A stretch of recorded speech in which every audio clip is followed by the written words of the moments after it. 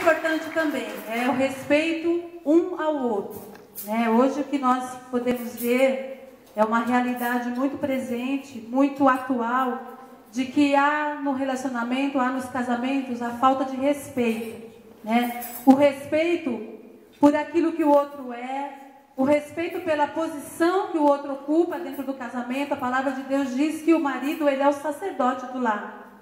E nós, como esposas, nós devemos respeitar essa posição.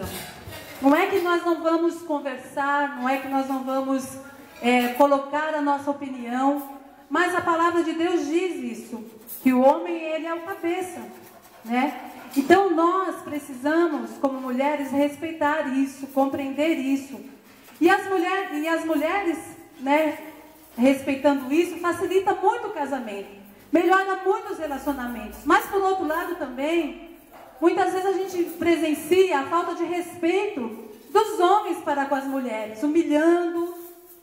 Muitos casais, né, depreciam a esposa, depreciam diante das pessoas, e no lugar de elogiar, acaba muitas vezes colocando ela numa posição de inferioridade, de humilhação. E a gente vê, queridos, que essa falta de respeito tem sido uma crise muito, muito real nos casamentos. E aí o casamento perde o brilho, né? Perde a alegria.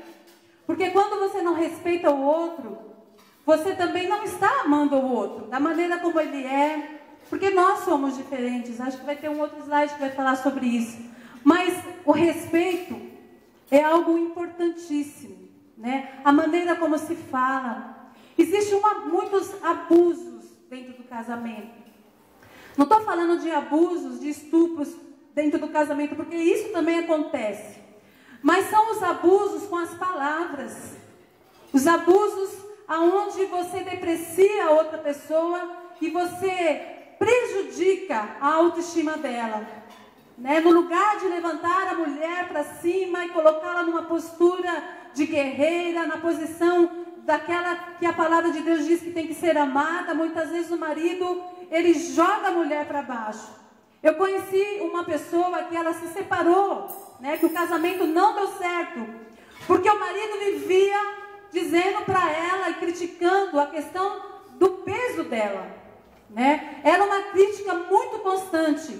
E aquele casamento, ele não foi para frente, porque não havia respeito, né? Respeito pelo outro, respeito pelo corpo do outro. Nós não somos iguais, né? Hoje existe uma onda de que as mulheres todas têm que serem magras, têm que serem perfeitas, têm que terem a pele maravilhosa e que o cabelo tem que ser esplêndido. Existe uma força da mídia muito grande que se chama, né, até aquele escritor Augusto Cury escreveu, a ditadura da beleza. Mas nós não somos padronizados, nem as mulheres e nem os homens. Deus não nos fez, nos colocou dentro de uma máquina e nos fez todos iguais. Nem gêmeos não são iguais. Mas eu costumo dizer que Deus nos fez e Ele pegou a nossa forma e jogou fora. Nem os nossos filhos são como nós, em todas as características. Não estou nem falando só do perfil físico, mas interiormente também, na nossa personalidade. E às vezes há uma falta de respeito, tanto da mulher quanto do homem, de te comparar com aquela atriz, ou com aquele ator, ou de comparar com aquela outra pessoa, com aquele outro amigo, por ser dessa maneira, por ser melhor, por ser mais bonito. Não existe nada disso. Nós somos diferentes. Diga aí para o seu cônjuge, você é diferente. Diga para sua esposa, meu amor, você é linda. Você é a minha princesa. É a minha princesa. Diz para ela, você é cheirosa. Depois o resto você fala em casa. Senão você vai falar, essa apóstola está me escandalizando, né? Vai dizer assim, essa apóstola me escandaliza, o bispo chamou, mas ela fala cada coisa. Se você quer ouvir as coisas que eu tenho para falar, vá no nosso encontro de casais que a gente faz, né? Porque aí eu escancaro mais um pouco. Porque nós precisamos respeitar o outro, né? Então dê aí um beijo no seu marido, no rosto dele, na boca dele, como você queira.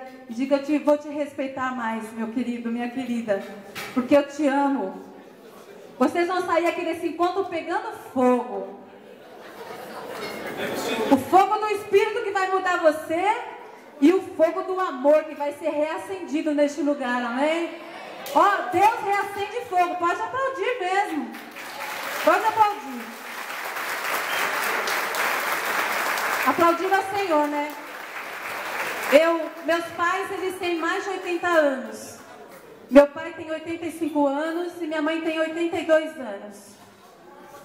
Eles tiveram uma história muito difícil, um casamento muito complicado. E quando eles tinham mais de 40 anos é que o casamento deles realmente transformou. Porque Jesus entrou na vida do meu pai. Da minha mãe já tinha entrado. E aí ele foi liberto do vício, do alcoolismo. E graças a Deus hoje com 85 anos. Quando Deus faz a obra, Ele faz uma obra muito completa. Ele não tem sequela nenhuma. Nem de fígado, nem de nada. Mas eles têm uma perda de memória, né? Por causa da senilidade, né? Por questões da idade mesmo. Minha mãe tem Alzheimer.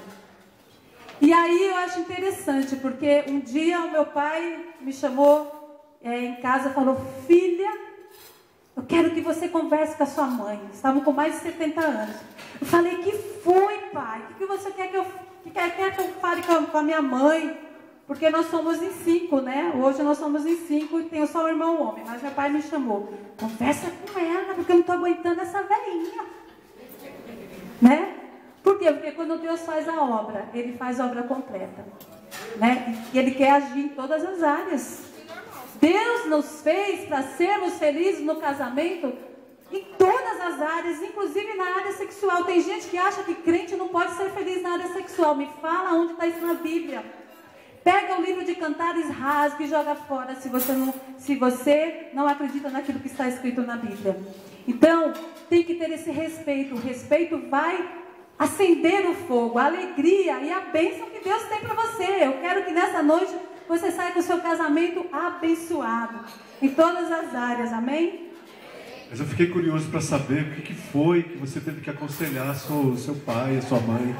Então, porque ele falou assim: conversa com ela, porque eu não estou dando conta. Por quê? Minha mãe tem Alzheimer. Então ela tinha relação sexual um dia e no outro dia ela queria de novo. Porque ela esquecia.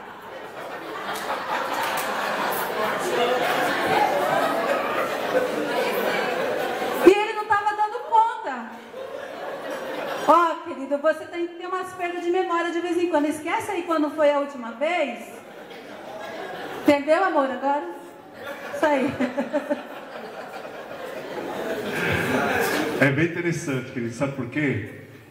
Porque quando a gente fala de respeito, a gente também tem que respeitar o não do outro. Não é? A gente também tem que saber que muitas vezes é não e o não é não, né? E respeitar isso é legal, porque quando vem o sim, vem com fogo, né? Quando vem o sim, vem abençoado. Amém ou não? Agora também não pode ficar dando não o tempo todo, né? E a gente tem que respeitar o outro, né? Isso também faz parte. Então respeitar um ao outro é algo saudável, que faz com que o casamento fique melhor, não fica pesado para ninguém. Todo mundo se respeita, todo mundo compreende e há uma satisfação plena, tanto de um como do outro. Posso ouvir amém? Amém. Então diga aí para o seu cônjuge: eu vou te respeitar muito, viu?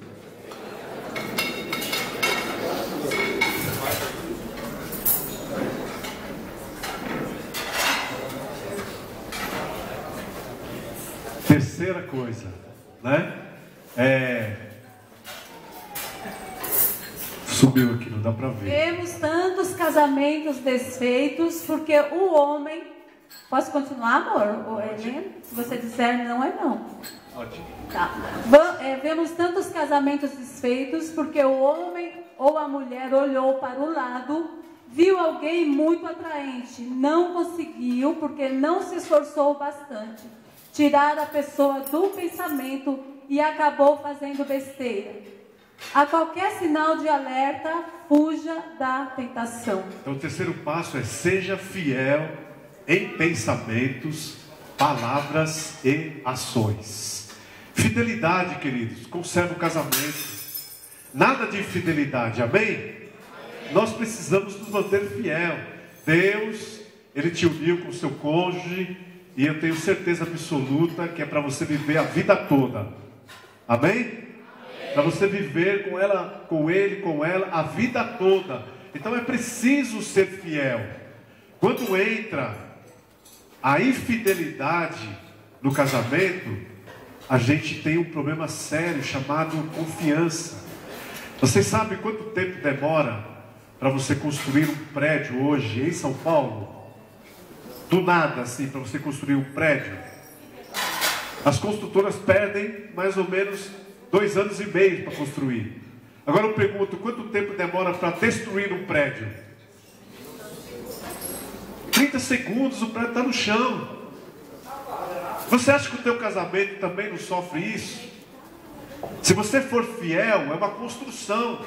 Mas se houver infidelidade no teu casamento, a destruição acontece. E não precisa muito não, basta uma vez. Então é muito sério, porque o inimigo, ele trabalha justamente para você não ser fiel ao seu cônjuge. Porque ele quer destruir, é o objetivo dele destruir. Então seja fiel nas palavras, nas ações. As suas atitudes com o seu cônjuge têm que ser de fidelidade, amém? Não é porque você é bonitão, não é porque você é saradão, ou você é bonitona, saradona, todo mundo olha para você quando você passa, que isso dá o direito para você ser infiel. Você tem que permanecer fiel, porque essa é a vontade de Deus, e eu tenho certeza que você, sendo fiel, você vai chegar até os dias finais da sua vida com o mesmo cônjuge, amém? Essa é a proposta de Deus, esse é o projeto do Senhor para nós, para a igreja, para o povo, para a família. A família hoje está sendo muito atacada. As pessoas já casam pensando como vão se separar. Se não der certo, eu separo. Mas Deus não projetou isso.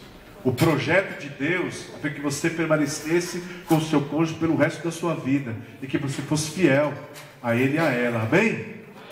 E olha, queridos, é interessante, porque o começo de tudo, o começo do projeto de Deus, não começou com Adão e Eva.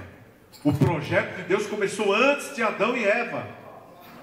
Antes, quando Deus pensou em criar o mundo, estabelecer o homem, Ele já havia concebido uma coisa chamada família. Já era projeto de Deus. Quando a gente abre o livro de Gênesis, a gente vê a execução do projeto. Mas o projeto aconteceu antes da fundação do mundo. Então eu quero dizer para você que antes da fundação do mundo, Deus já havia feito um projeto para você e para o teu cônjuge. Já havia escrito, já estava estabelecido. E aí Ele só está executando o projeto agora. Mas Ele já havia pensado. E quando Ele pensou a respeito do teu casamento, Ele disse assim: não é bom que o homem esteja só. Vou fazer uma auxiliadora. Ele já, na execução do projeto, ele diz assim: os dois têm que ficar juntos. Os dois têm que ser fiéis um ao outro. Amém? E isso vai trazer uma bênção maravilhosa. O seu casamento vai ser melhor. Fuja da tentação. Não dê trela. Se aparecer alguém interessado por você, seja no trabalho, te elogiando muito, chuta que é laço. Chuta porque é laço. Não dê ouvidos. Se vem elogiando muito, muita conversinha em cima de você, sai fora, porque é laço que o inimigo está planejando contra a tua vida. E como servo de Deus, como alguém que ama a sua esposa, seu esposo, você não vai cair nesse laço. Amém, queridos? Você vai ser fiel, amém? Diga para o seu cônjuge: eu vou ser fiel até a morte. Amém? Deixa eu fazer uma pergunta aqui para as mulheres. Se o seu esposo chegasse para você e falasse assim: amor, tem uma pessoa lá no trabalho, ou sei lá, em qualquer outro lugar, e essa pessoa está me assediando, e eu tenho começado a pensar algumas coisas a respeito, tenho sentido algumas coisas a respeito disso que está acontecendo, eu estou me sentindo meio tentado. O que você faria?